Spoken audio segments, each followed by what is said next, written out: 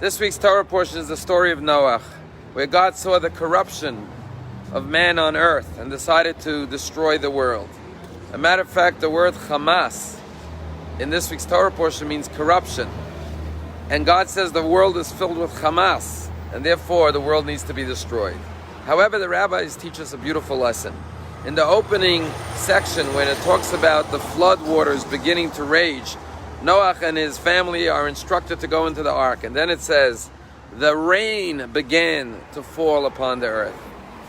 And a rabbi say, why does it say the rain? Why doesn't it say the flood waters? And a rabbi say that God held out hope till the last minute that man will repent and the world will not have to be flooded. And therefore the God did not begin with flood waters. He began with rain. Rain is a blessing for the earth.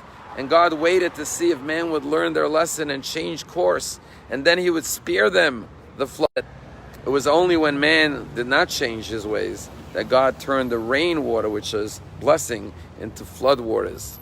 And the lesson that the Torah is teaching us through the rabbis is that God waits for us and gives us every opportunity to change our ways, hoping and praying that we will be spared anything unfortunate and be able to find our proper course.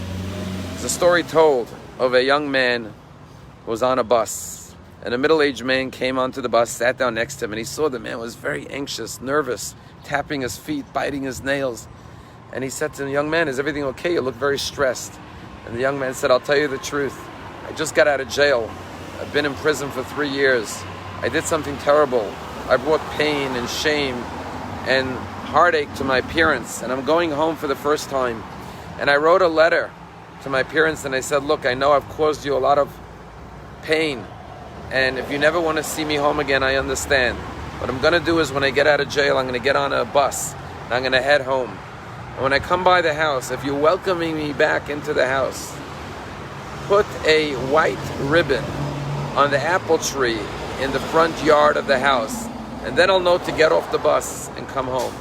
But if I don't see the white ribbon on the apple tree, I'll just stay on the bus, I'll head out of town to another city, and I'll never come home. You won't have to ever see me again.